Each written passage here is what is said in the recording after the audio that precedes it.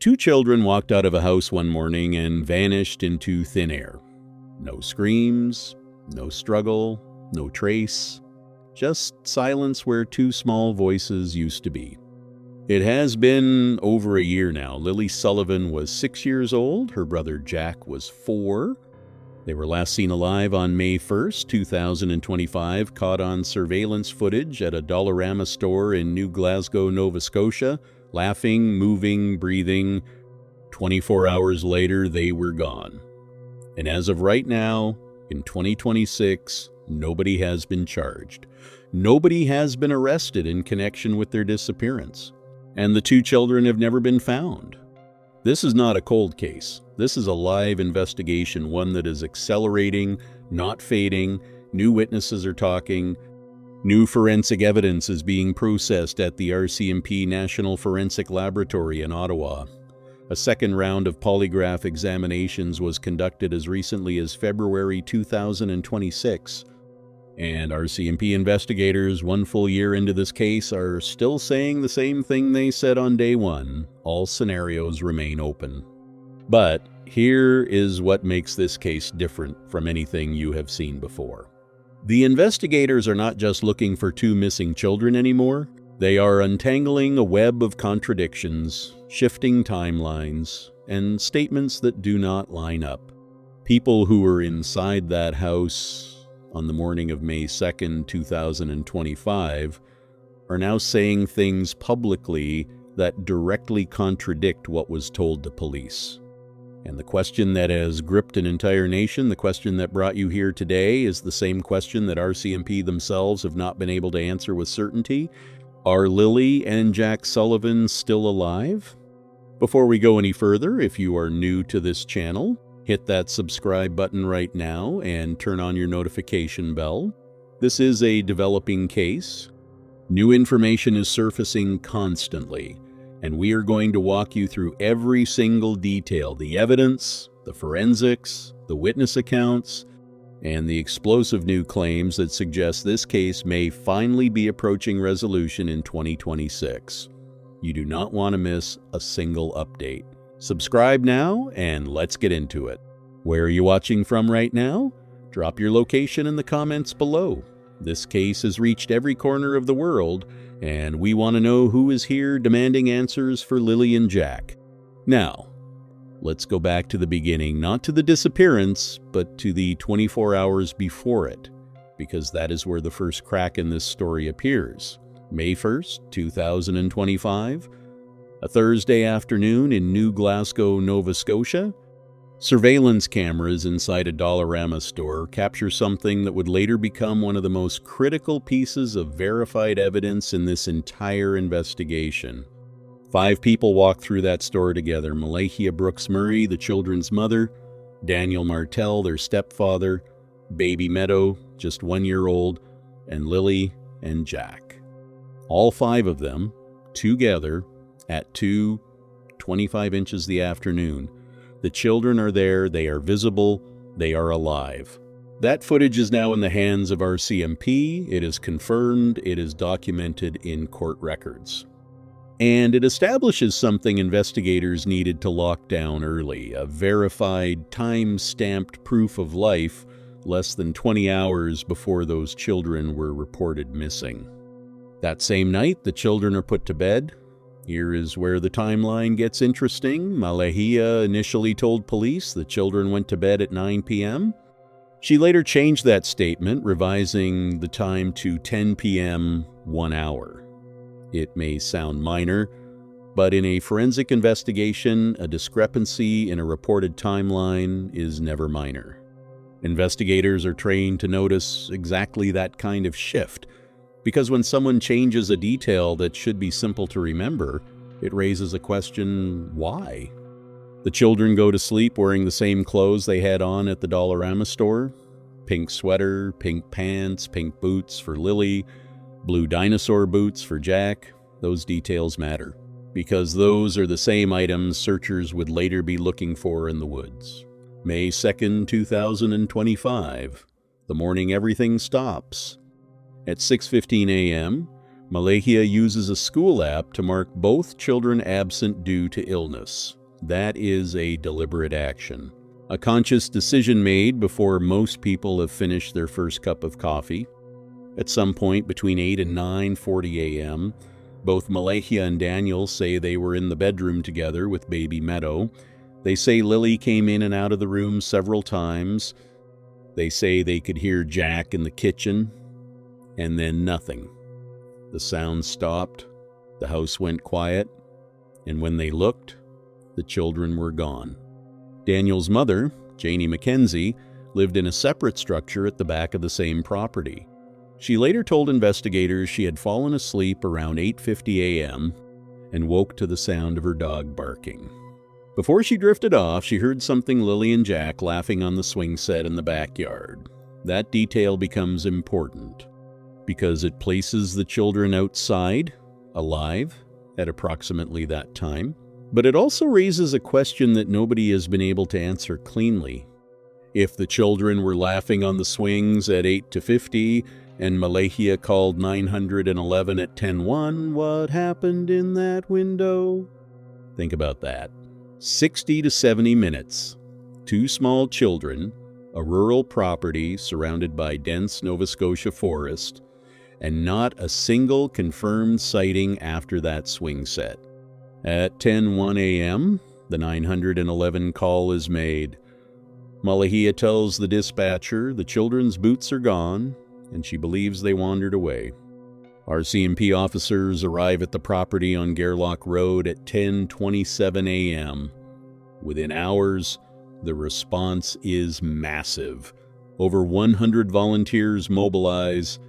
Helicopters equipped with thermal imaging sweep the area in systematic grid patterns. Drones cover terrain too dense for foot access. Human remains detection dogs work the ground methodically, their handlers moving in slow, deliberate lines through the brush. The terrain they are searching is not gentle countryside. This is Pictou County wilderness dense forest, where visibility collapses to a few meters the moment you step off a trail. Fallen timber creates obstacle courses across the ground, steep embankments drop without warning. In May, the temperature still hovers around 4 degrees Celsius, cold enough to pose serious hypothermia risk to children within hours. The mud from spring snowmelt makes every surface unpredictable. This is not a place where two children aged 4 and 6 could navigate safely or quietly. Experienced adult searchers are struggling in this terrain, and yet the official initial theory is that the children wandered in on their own. Ask yourself this. You are standing at the edge of that property. You are looking at that tree line. And you are being told that a 4-year-old and a 6-year-old walked into that alone in the early morning without making a sound that anyone heard. Does that sit right with you? Now, here is where the investigation takes its first sharp turn, and this is the detail that changes the entire shape of this case. The scent tracking dogs. When professional handlers brought the dogs to the property and gave them the children's scent, the animals did exactly what they are trained to do. They picked up the trail, they followed it from the backyard, they moved toward the front of the property, and then at the end of the driveway, at the point where the gravel meets the road, they stopped. Not into the woods on either side, not along the road in either direction. They stopped at the exact location where a vehicle would pull up to collect someone. Scent dogs do not lose a trail without reason. When a trail ends abruptly at a fixed point like that, forensic investigators understand what it typically means. Either the scent was destroyed by rain, by chemical interference, or the individual being tracked entered a vehicle at that location. There was no significant rainfall that morning. The scent simply ended. At the driveway, at the road. That single forensic detail reframes everything. It does not prove the children were taken, but it raises a question that the wandered into the woods theory cannot answer. And it is a question that RCMP have never publicly resolved. This is not a case of two children lost in the forest. This is a case where the evidence points in multiple directions at once and where the people closest to the truth have, for the most part, chosen silence. Over the next chapters, we are going to walk through every layer of this investigation, the physical evidence, the court documents, the polygraph results, the explosive claims made by the stepfather, the items that were removed from the home after the children disappeared, and the new developments in 2026 that suggest for the first time that this case may finally be moving toward an answer, because somewhere in Nova Scotia, someone knows what happened on the morning of May 2nd, 2025, and in 2026, that silence is running out. May 1st, 2025, a Thursday. Ordinary by every measure. The Sullivan children are home in Gairloch Road, Pictou County, Nova Scotia. Lilly is 6, Jack is 4. By all accounts, it is a regular day, the kind that does not announce itself as significant until much later, when investigators are combing through every hour of it looking for the moment something shifted. That afternoon, the entire family leaves the house together. Surveillance footage from the Dollarama in New Glasgow captures all 5 of them: Malahia, Daniel, Baby Meadow, Lilly, and Jack moving through the store at 2:25 p.m. The children are visible. Lilly is wearing a pink sweater, pink pants, and pink boots. Jack has on his blue dinosaur boots.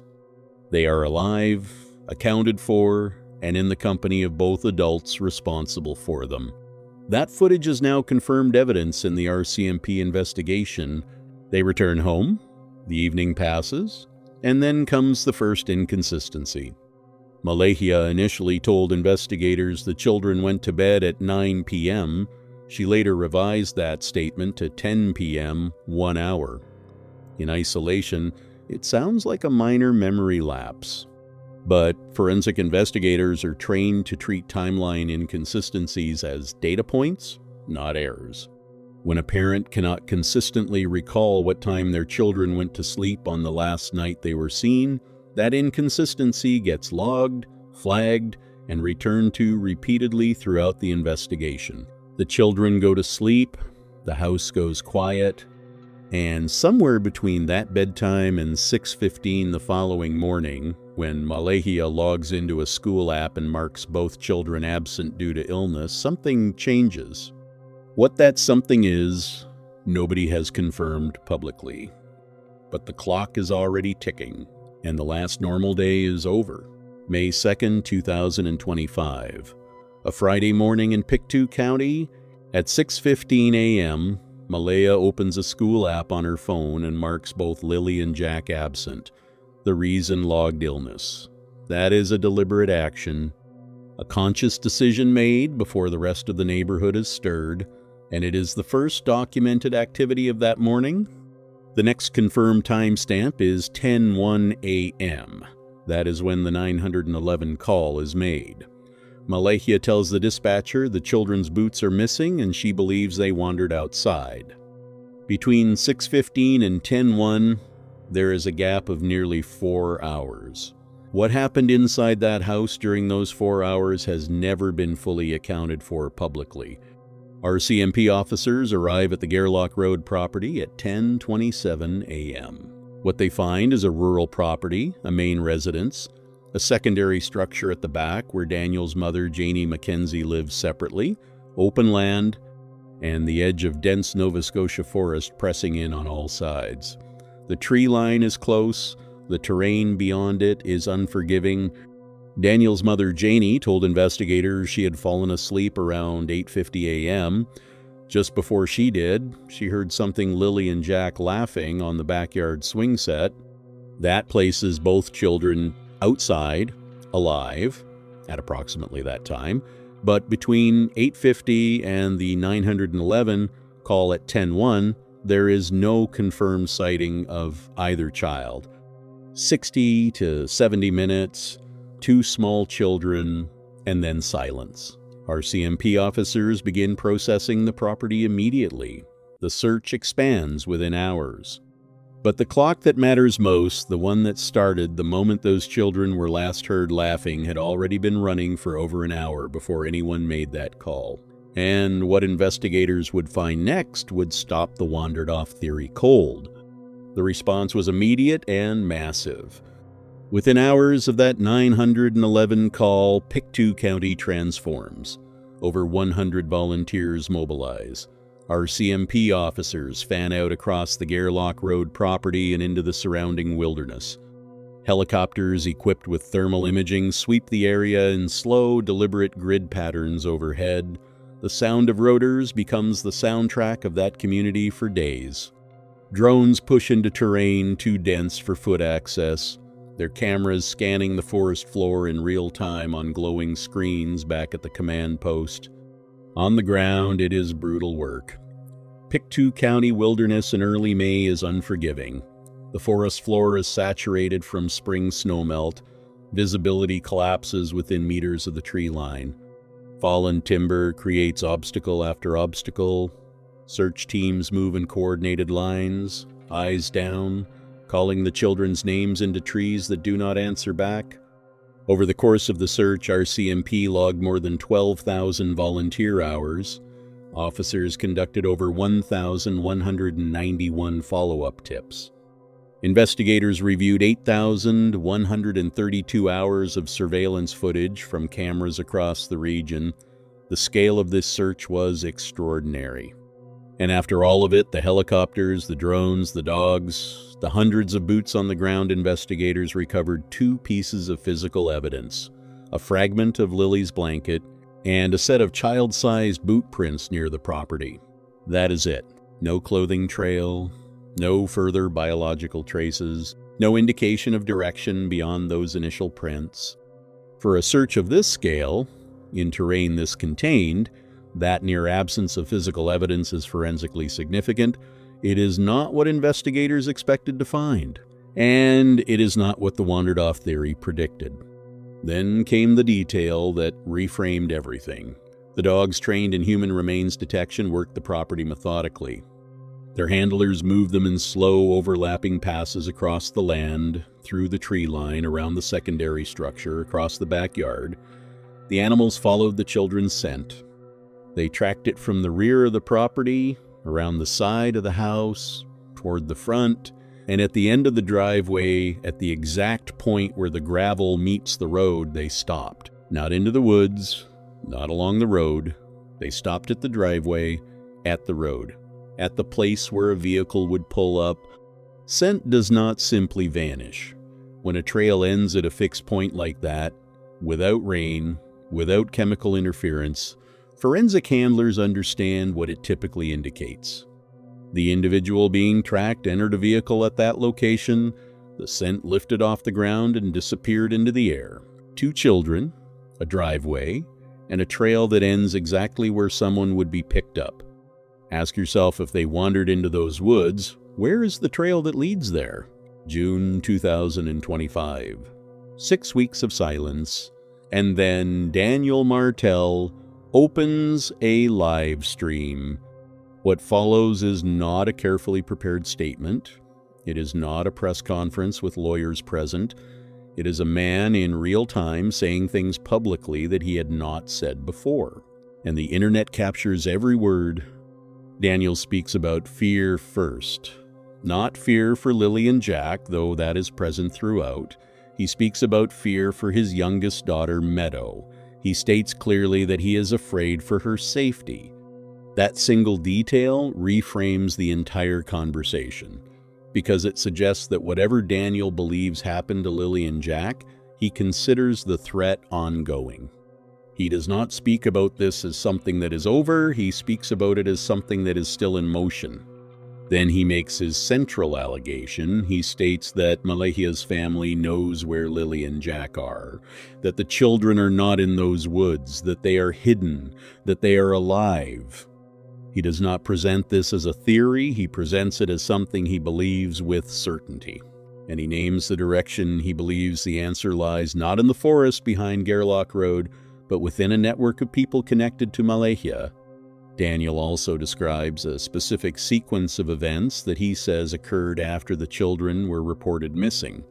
He states that Malehia returned to the family home and removed specific items: the children's birth certificates, their school photographs, their stuffed animals. Personal items that carry no forensic value to an innocent person, but carry significant practical value to someone relocating children and establishing new documentation. He also claims 2 of his own sweaters were taken from the home during that same visit. His interpretation is direct. He believes those items were removed to be used against him, to place his biological traces somewhere they did not belong. These are allegations. They are Daniel's claims, stated publicly without independent verification at the time of the live stream. But they are specific, they are detailed, and they are now part of the documented record that our CMP are working against. The live stream does not solve anything, but it cracks the silence open. And what comes out of that crack is a version of events that directly contradicts the wandered-off theory that had been the public framing of this case for 6 weeks.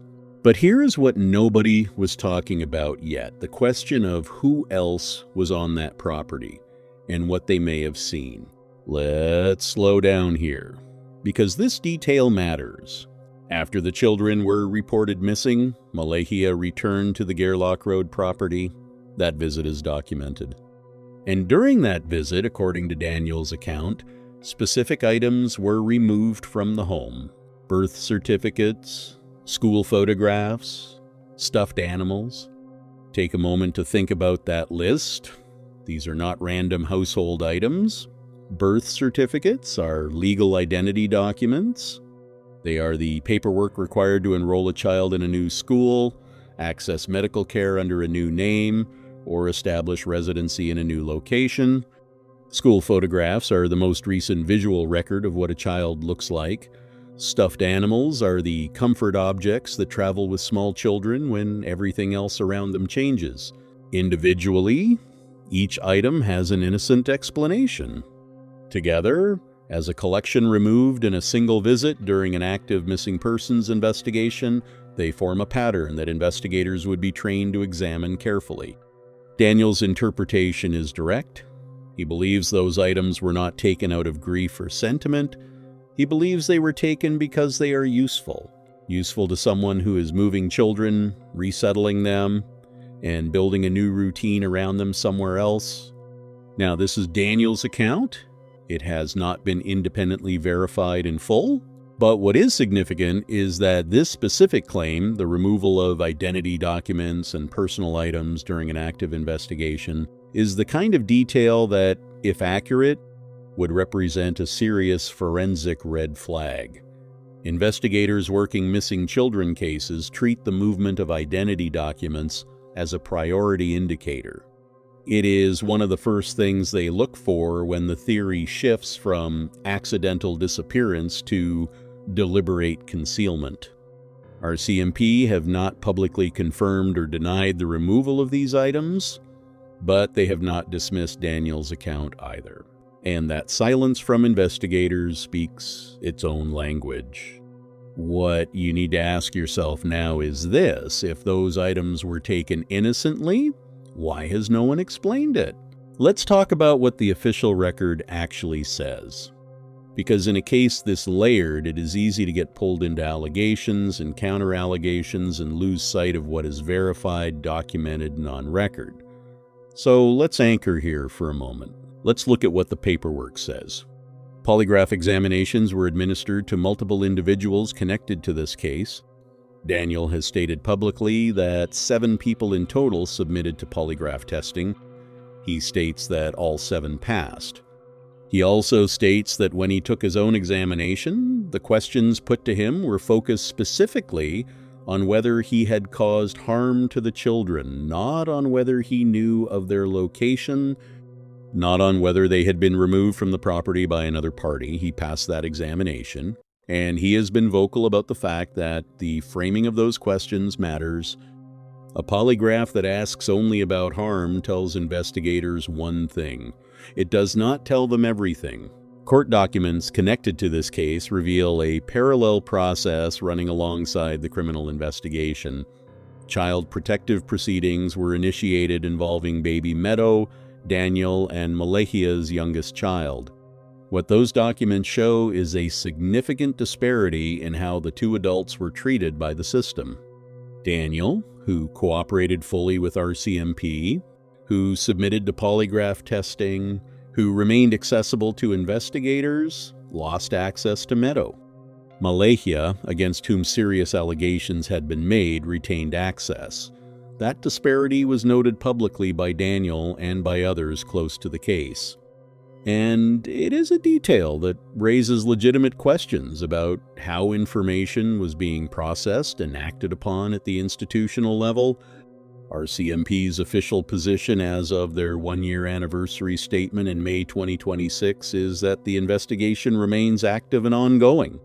They confirmed that over 1,191 tips had been received, 8,132 hours of surveillance footage reviewed, and more than 106 individuals formally interviewed.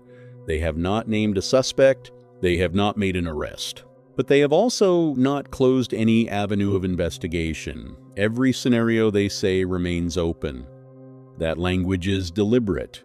Investigators do not use phrases like, "all scenarios remain open," casually. It is a specific choice that signals something. It signals that the theory of accidental disappearance has not been confirmed.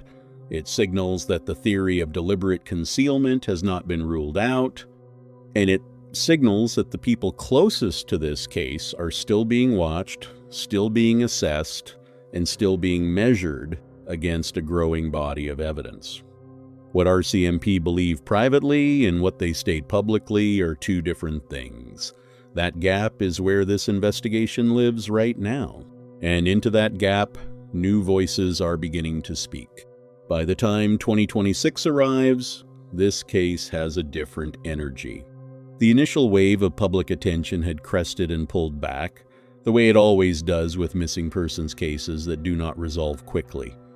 But underneath that surface quiet, the investigation had not slowed.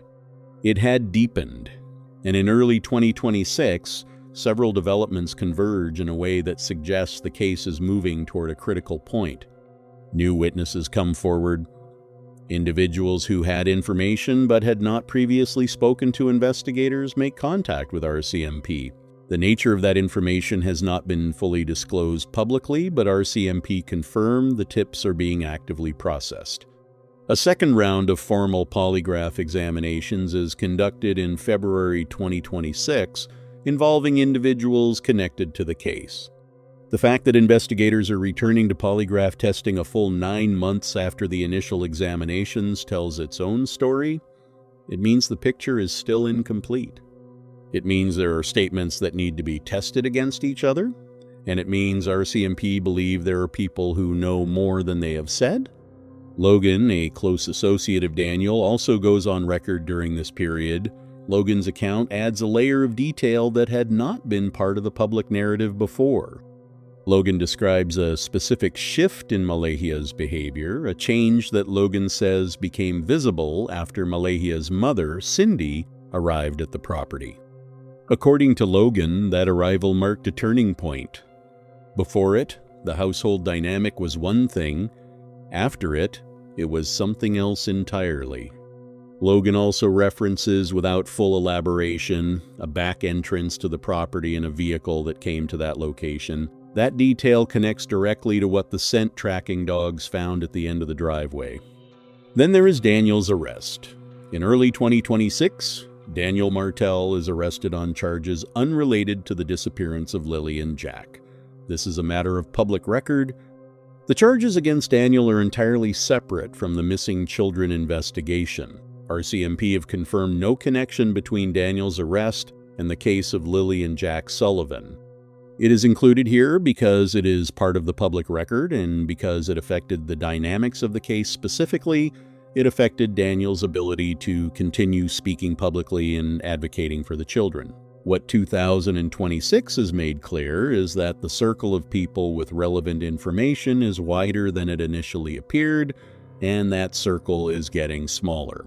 Someone in that circle is going to talk. The pressure is building.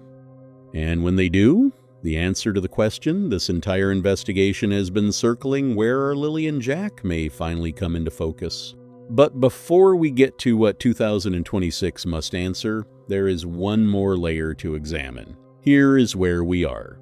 It has been over a year since Lilly and Jack Sullivan were last seen alive. The search has logged thousands of hours. The tips have numbered in the thousands. The surveillance footage reviewed could fill days of continuous viewing, and yet, as of right now, 2 children remain unaccounted for. No arrest, no charge, no confirmed location. But this is not a case without direction. This is a case with too many directions, and investigators are in the process of narrowing them down. 3 possibilities sit at the center of this investigation. The first is that Lilly and Jack wandered into the Pictou County wilderness on the morning of May 2, 2025, and have not been found despite one of the largest search efforts in Nova Scotia history. The physical evidence does not strongly support this theory.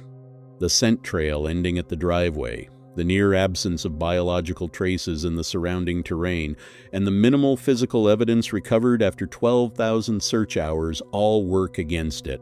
The second possibility is that the children were removed from that property by someone known to them deliberately and are currently alive in an undisclosed location. This is the theory Daniel Martel has stated publicly and with consistency. It is the theory that the removal of identity documents, if confirmed, would support. It is the theory that Logan's account of a vehicle at the property's back entrance would support. And it is the theory that RCMP have not ruled out. The third possibility is the one nobody wants to name. That something happened to Lilly and Jack on or near that property, and that the answer is not in a forest or a distant location, but closer to home. RCMP's continued use of the phrase, "all scenarios remain open," leaves this possibility on the table. The dogs trained in human remains detection work that property. What they found and what they did not find is information that remains with investigators. What 2026 must answer is simple. It must answer which of these 3 possibilities is the truth. And based on the trajectory of this investigation, the new witnesses, the second round of polygraphs, the court proceedings, the growing pressure on the people who have stayed silent, 2026 is the year that answer is most likely to come. Lilly Sullivan would be 7 years old now. Jack would be 5. Somewhere, they exist in someone's memory, someone's knowledge, someone's conscience. And that person or those people are running out of time to stay quiet. If you have any information about the whereabouts of Lilly and Jack Sullivan, contact RCMP at 1-800-803-7267 or submit a tip anonymously through Crime Stoppers at 1-800-222-8477. These children deserve answers. Their case deserves resolution. And the people who know the truth deserve to carry that weight no longer. If this investigation has moved you, if you want to stay informed as this case develops in 2026, subscribe to this channel right now, hit the notification bell, because when this case breaks, and based on everything we have walked through today, it will break. You will want to be here for it. Share this video, because the more people who know Lilly and Jack's names, the harder it becomes for the truth to stay hidden. Their names are Lilly and Jack Sullivan. Remember them?